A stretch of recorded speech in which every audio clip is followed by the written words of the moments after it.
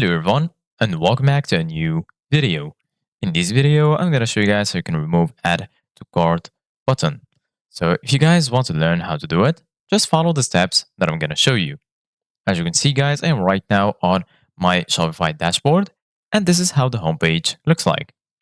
So right here in the left side of your screen, as you can see guys, you're going to find all of these sections. Right here, you're going to find the home section, orders, products. You're going to find customers, content, analytics, and marketing and discounts. Here under sales channels, you're going to find online store. And here you're going to find applications. And in the bottom, you're going to find settings.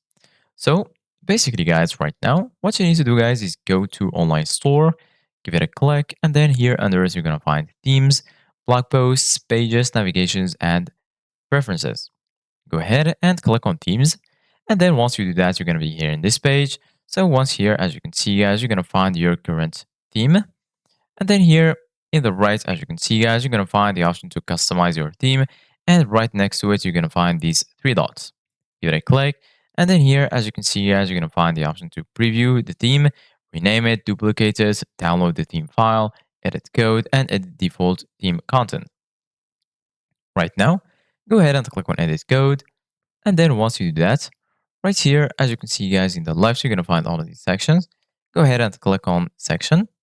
And then here under it, as you can see guys, you're going to find all of these codes. So right now, go ahead and search for main product liquid here in this list. So it's going to be right here. Once you find main product liquid, give it a click. And after that, go ahead and click on Control plus F.